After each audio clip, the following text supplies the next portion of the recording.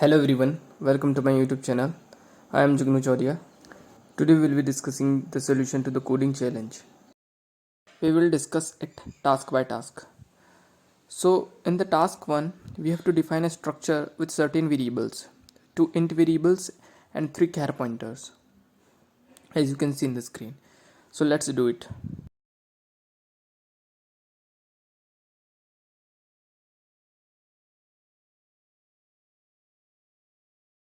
Now here I am declaring structure name as HSS and the variable name serial, role and char strict student name, strict course ID and strict course name. So here we have completed the task 1, and the task 2 we have to dynamically allocate memory for these variables, these char variables, char pointers that we have declared. So before completing task 2, let us see task 3. In the task 3 we have to declare a pointer to the structure. So mainly this is the tricky part here. Let us understand this in detail. As you can see in the screen, suppose we declare a pointer to structure and allocates it n memory location. Here the pointer to structure is data. So basically we form an array of structures. Now here, for example, the blue boxes are the structures containing the char pointers, that is stu and course. So to allocate memory to these char pointers, we can't directly use data pointer pointing to char variable and allocate it the memory. We have to use indexing. Here as you can see in the screen, I have used data 0 and this the char pointer name, and then we have to allocate the memory. So here we will use for loop and iterate till n and allocate memory to the variables of all the structure elements. Now let's code it. Now we will code inside the main function, declaring file pointers file in and file out. File in will be pointing to the input.txt file in the read mode, and file out will be pointing to output.txt, and it is in the write mode. Now we will declare int n, that is the number of data sets that will be scanned from the file using fscanf. Then we will declare the structure pointer data. Now using malloc we will allocate the memory to the structure pointers. Now here we have completed the task 3. So let it comment here, task 3. Now we will iterate till n and allocate memory to all its elements, all character elements. So here I have indexed data I dot stu name, and using malloc I have allocated the memory student pointer. Now similarly I will do for course ID and course name, and as you can see for course ID it is 6 char, and for course name it is 100 char, and for student name also it is 100 char. So as per the guideline I have allotted the memory. Now let's see the task 4. So in the task 4 we have to read the data from the input file into the structure. So here we are provided with hint for performing task 4. So first we have to read an int representing serial number, then roll number. Now here we have to repeatedly read a char until comma is scanned. So let us see in the file what is happening. So let us open an input file. So here in the input file, as you can see, the first we will scan n, that is the number of data sets. After it we will scan these two integers. So till here it will be scanned. Now from here we have to scan name, then id and course name, and all these we have to scan char by char. Now let's code it. Now as we have completed the task 2, now again using for loop we have to iterate till n. Now inside it, now using the fscanf function we will input the two integers, and store it in the structure variables, that is serial and roll number. %data dot roll. Now we will declare a char C and scan character from the file. Now after scanning these two integers, let me see the file. Now after scanning these two integers, here is a space. So this space will be scanned by this character, and after this now we have to scan all the character for the name. So we will iterate from J0. We will scan the character C until the comma is scanned, and then we will break the loop. And after this, in the else, we will store the C variable in the student name, and we will store it character by character, as I have also indexed this to name. And now when C is equals to comma, then we will initialize to name is equals to null character. The jth element will be null, and this will terminate the string, also the loop. Similarly, we will repeat this for course ID. Again for course ID, it is iterate till comma. Okay, then again we have to copy and paste here, and in this loop we will iterate till /n, not till comma, as also provided in the hint, as the course name is the last in the line. Now after this, as course name is last string, so we'll iterate till /n. Now here our task 4 is completed, as we have scanned all the data sets. So this will work for scanning all the data sets. Now let's see the task 5. Here we have to find the distinct HSS course ID and print them. So let's do it.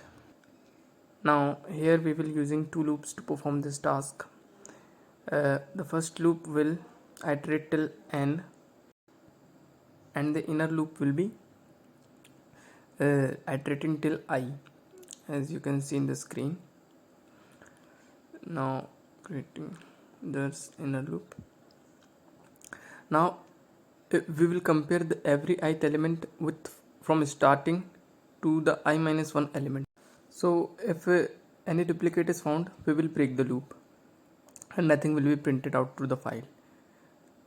And if the loop is executed till I is equal to j, that is the termination condition, then no repeated value is found, so it is distinct, so we can print in the file. So here we will use printf file out pointer for output file, and %s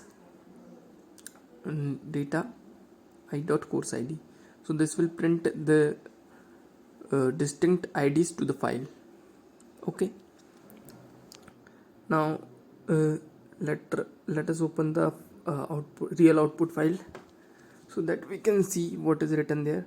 So here we have to first print distinct HSS values, then we have to print all the strings. So here we will print out the distinct HSS values to the file by using file out pointer distinct HSS. Now here our task 5 is completed successfully. Now let's test our program. So let me open the terminal.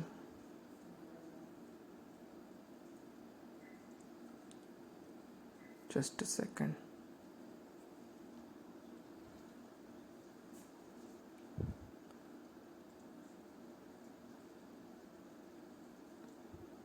Sorry, solution.c. What is this error? Okay, so we have not used the standard library.h and string.h header file. So let us include that.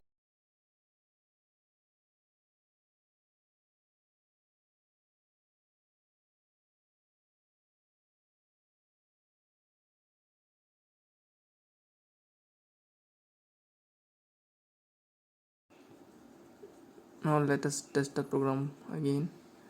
So here gcc solution.c file, so it is compiled successfully.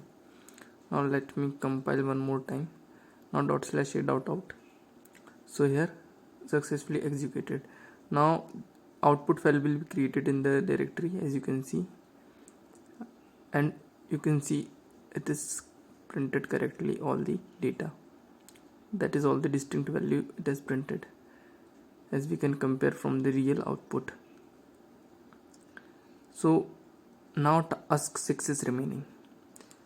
For the task 6, we have to print this student distribution. Let us see the task 6. For each SSS course ID in task 5, find the number of students registered. So for every distinct ID, we have to print the number of students registered. Basically, we have to find it for every distinct HSS ID how many times these are repeated. As HS107 is repeated 160 times, and in addition we have to also do this in sorted manner. As you can see, the distinct ID is in the sorted manner.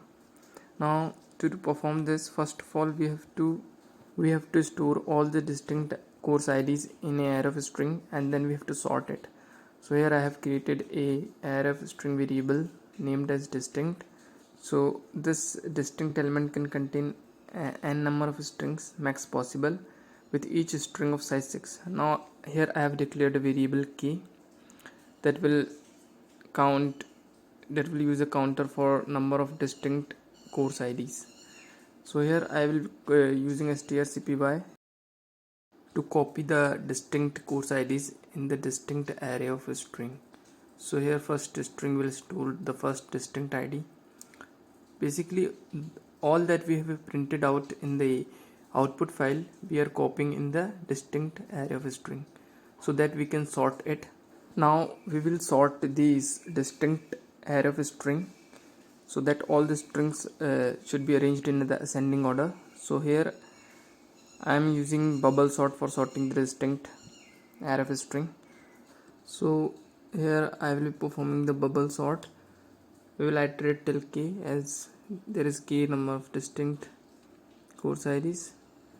Now I am not explaining this much in detail.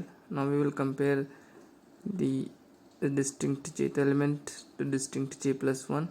If it is bigger, then here we will swap the elements so that it can be sorted, and this will be performed by strcpy. This is a basic sorting of array of a string. Now after this, so let us label our task 5 as we have completed it.